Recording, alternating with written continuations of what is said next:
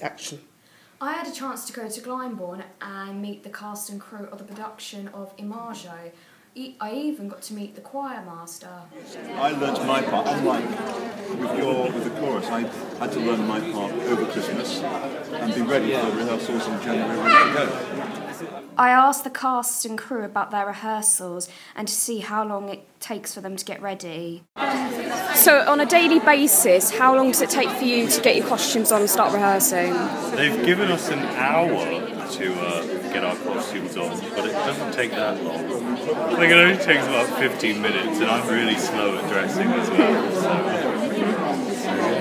And rehearsing, we don't really do rehearsing anymore. It's the final days. I'm used to it. I'm used to it. And where did you first start to do opera and acting? I guess I started singing opera arias at college, and I'm still at college, and then I received an email from Glyndebourne about the Glyndebourne Academy, which I auditioned for, and I was one of 8 people to get into that, and it's like a little opera week learning Italian and acting and so on. And from that, I got the part of the moderators. Sounds really good. Next, I interviewed Joe Lasonji, who played Lisette in Imago. So, on a daily basis, how long does it take for you to get ready and start rehearsing? I take quite a lot of time, more so than most people I think, but I spend normally about an hour kind of warming up and practicing, and like half an hour to kind of an hour doing like a physical warm up, like yoga and sorts of things to get my body awake. When did you start to discover your voice that you can do opera? I started out in musical theatre when I was younger. I did like an open audition for Les Mis, and I kind of got it, and then I was like, oh, I can do the singing thing. And then I went to the Royal College of Music Junior Department, actually to compose. I didn't know anything about singing. And they said, oh, you should have singing lessons. And then it was that teacher who kind of said, maybe you should try this. And then no turning back, really. Yeah. And would you consider doing more opera in the future? Yeah, I hope to. That's what I want to. Yeah. So open studying. Yeah. You did brilliantly in it. Was amazing, really good. Yeah. And finally, I interviewed Jean, who played Elizabeth in Imago. I was really fascinated how they can make her seem so old when she was so young.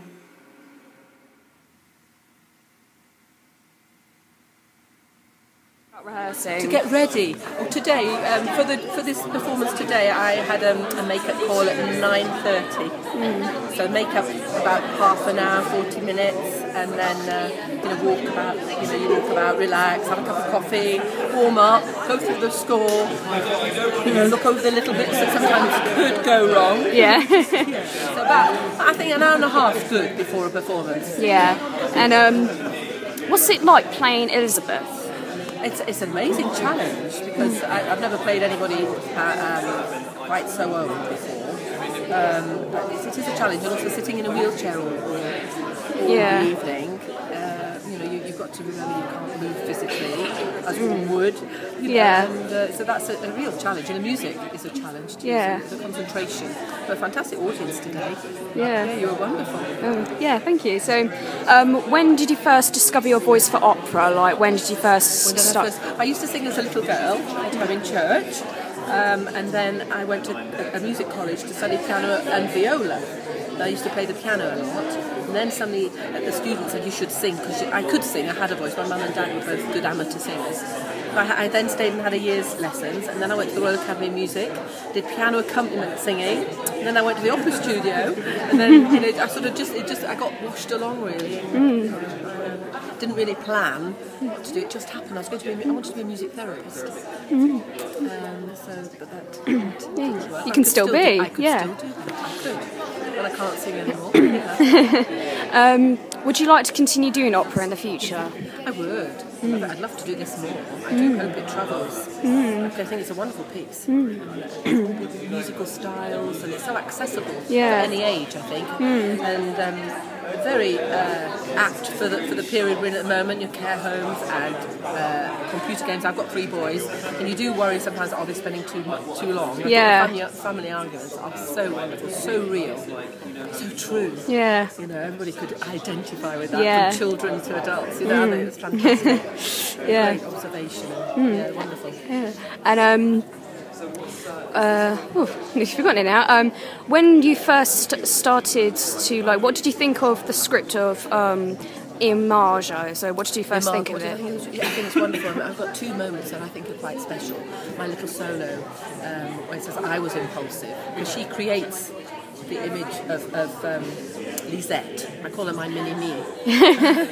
And I create that, and then she keeps stopping her doing things. That's a bit forward, that's a bit forward. But then she says in her little aria, I was impulsive, I was reckless. Then the next scene you see that she actually lost the love of her life in a motorbike accident. So she was reckless, she went on a motorbike, they travelled at 90 miles an hour, but sadly he skidded on the ice and he died.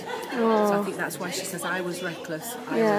So then she realised that, you know, that she can't be too cross with her because she acted like that. You know, you have to learn by your mistakes, don't you? Yeah. You know, and youth is impulsive and it's very, very real, I think. Yes. So you enjoyed it? You enjoyed it? Yeah, it was brilliant. Absolutely loved it. Good. Yeah, you sounded like everybody did. Yeah. I just imagine I could hear everyone in the crowd just roaring over it. Yeah. And if Imago was a real thing, would you recreate a mini you, as you'd say? Would you be you in Imago, or would you be someone more different? I would, because I've got 3 boys, so I wouldn't want to alter that. Yeah. You know, Yeah. 3 boys. But maybe you'd go back to certain times. I always said when they were small, I'd like to put the pause button on. So I'd like to relive some years when they were little. Yeah. Sometimes I was singing, so I missed birthday parties, I missed sports day. I'd love to be able to recreate those and be at those things, you know, and bake a cake every birthday, but I couldn't. Yeah. I managed to do Thomas the Tank once and a dinosaur, I think, but I didn't do much beyond that. You know, I organised. Well, thank you.